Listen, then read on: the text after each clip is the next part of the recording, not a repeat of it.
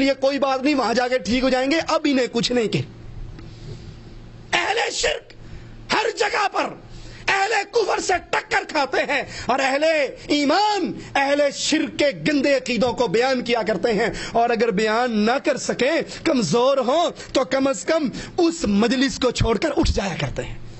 کفار سے محبت کا ایک اور ذریعہ مشرکین کے ساتھ سکونت اختیار کرنا۔ رسول اللہ صلی اللہ علیہ وسلم فرماتے ہیں، میں اس مسلمان سے بری ہوں، میں اس مسلمان سے بری ہوں جو اہل کفر اور اہل شرک کے درمیان رہائش رکھتا ہے۔ کوئی رزق کے لیے، کوئی نوکری کے لیے، آپ نے پڑھے آج کل اردو نیوز میں اکثر آپ پڑھیں گے غیرت کے نام پہ لندن میں قتل ہو رہے ہیں، ٹھیک ہے، کیوں؟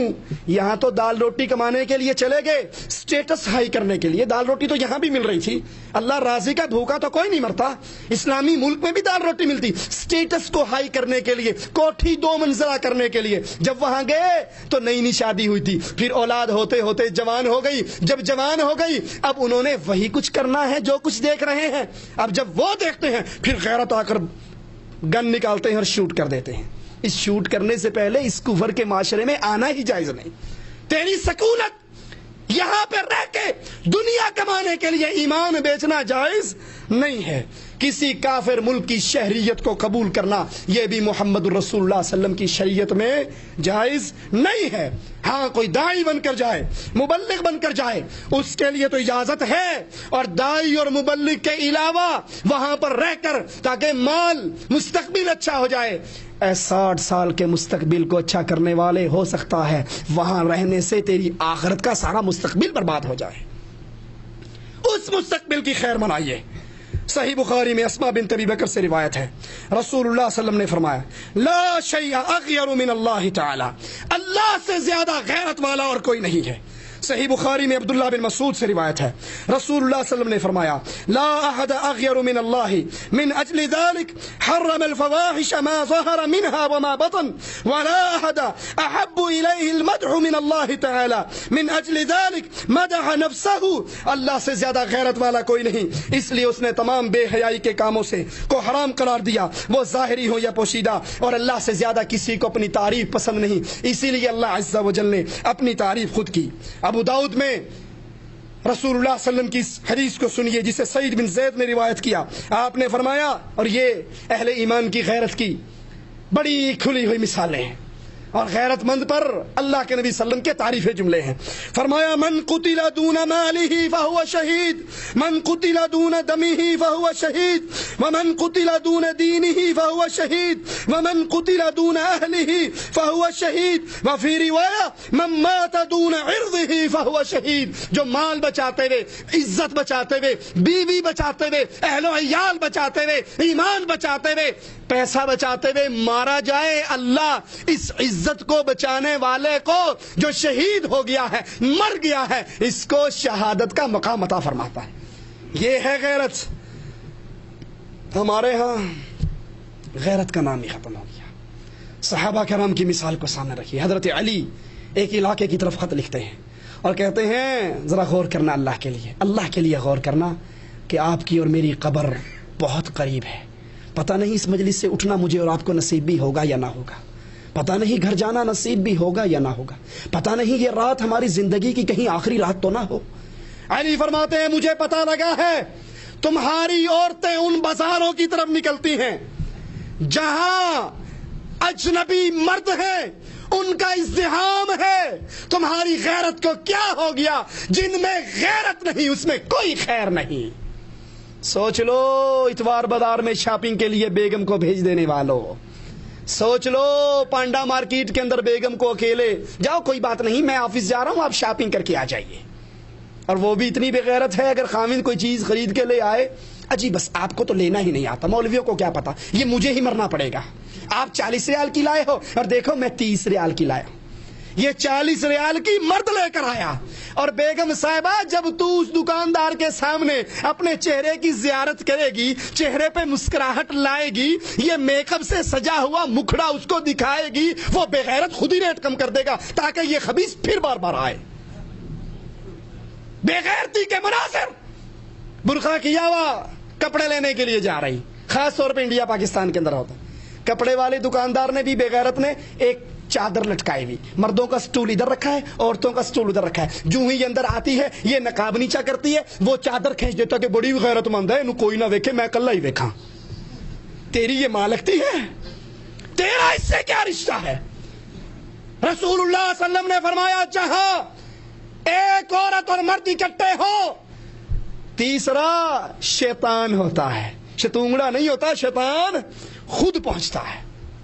اپنی غیرت کو جگاؤ، جیسے علی رضی اللہ عنہ وارضاہ نے خط لکھا، جہاں پر مردوں کا ازدحام ہو، فتنے کا ڈر ہو، یہ بازار کے کام رب نے تیرے ذمہ لگائے ہیں، گھر کے کام رب نے اس کے ذمہ لگائے ہیں۔ مومن کی غیرت کا اندازہ کیجئے۔ ابو داؤد میں ہے، ایک صحابیہ کا بیٹا شہید ہو گیا، افسوس ہماری غیرتیں کہاں فوت ہو گئی۔ صحابیہ کا بیٹا شہید ہو گیا، اپنے بیٹے کی خبر لینے کے لیے رسول اللہ صلی اللہ علیہ وسلم کے پاس آئی اور چادر میں، پردے میں لپٹی ہوئی، ابو داؤد کی روایت۔ صحابہ میں سے کسی نے حیران ہو کر کہا کہ اندازہ کرو، اس کو دیکھو، کہاں اس پر اس کا بیٹا قتل ہو گیا، اتنی بڑی مصیبت آ گئی بیٹے کی، اور کہاں یہ اتنے بڑے غم کے اندر، اتنے بڑے دکھ کے اندر، پھر بھی یہ چادر میں لپٹ کر آئی ہے۔ اس صحابیہ کے کان تک یہ بات پہنچی، اہل ایمان ذرا غور کرنا، کاش ہماری عورتوں کے لیے آئیڈیل رسول اللہ کے صحابہ کی یہ بیویاں بن جائیں۔ ہماری عورتوں کے لیے آئیڈیل تو میں نے گھر میں نور جہاں کی تصویر لگائی ہوئی ہے، کسی نے کسی اور کی لگائی ہوئی ہے۔ جب سے ہم نے اپنی عورتوں کے رشتے محمد کی بیٹیوں اور بیویوں سے توڑ کر ان اداکاراؤں سے، مہذب زبان ہے نا، مہذب ماحول ہے، اس لیے اداکارہ کہنا پڑتا ہے۔ اگر پرانی اردو پڑھو گے تو ان کو کنجری کہا جاتا تھا، جن کو آج فنکارائیں اور اداکارائیں اور فن پارائیں اور ثقافتی سفیر کے لقب ملتے ہیں، یہ اصل میں کوٹھے والیاں کنجریاں ہیں۔ صحابی کی یہ بات جب اس صحابیہ کے کان سے ٹکرائی، غیرت سے بھرا ہوا جملہ کہا سنو، میرا بیٹا مرا ہے، میرا بیٹا قتل ہوا ہے، مجھ پہ بیٹے کی مصیبت آئی ہے، میری حیا اور غیرت تو نہیں مری، میری حیا اور غیرت نہیں مری۔ علامہ ابن جوزی فرماتے ہیں اپنی کتاب میں، محمد بن موسیٰ قاضی کا بیان ہے کہ میں قاضی موسیٰ بن اسحاق کی عدالت میں تھا، ایک مسلم خاتون نے بازاروں میں اپنی بچیوں اور بیگموں کو بھیجنے والوں، نامحرموں کے ساتھ، ڈرائیوروں کے ساتھ، گھر میں نوجوان نوکرانیاں رکھنے والوں، درات اہل ایمان کی غیرت پہ غور کرو۔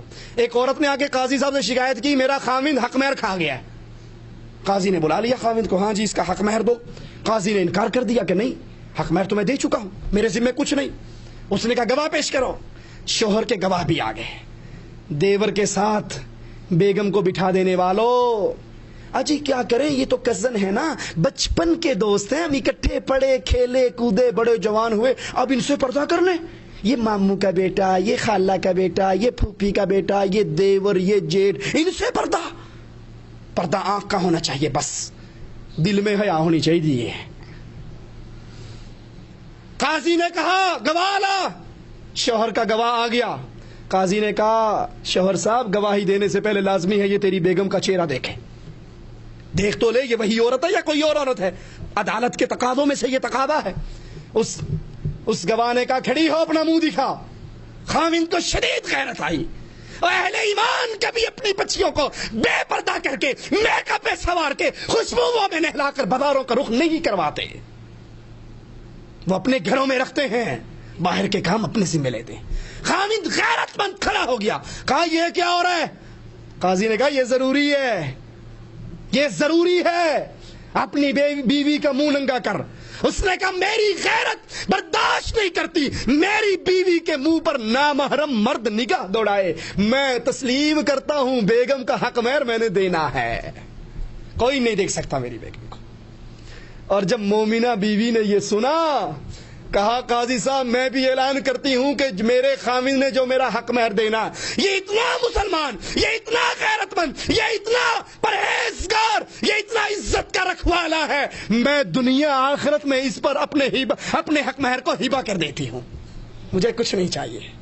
ہم نے دیکھا اسلام آباد میں اتوار بازار میں جاتے شاپنگ کرنے کے لیے مجبوراً، عورت اس کے ہاتھ میں پرس ہے، مرد پیچھے غلام کی طرح تھیلا لے کر کھڑا ہے۔ اب عورت دکاندار سے پوچھتی ہے اے آلو کیویں کلو نے، نہیں پچھلے اتوار بازار میں تو اتنے نہیں تھے, یہ آج ریٹ کیوں بڑھا ہے؟ وہ اس سے بارگیننگ کر رہی ہے, وہ ڈیلنگ کر رہی ہے, وہ نرم لوچ جملے کہہ رہی ہے.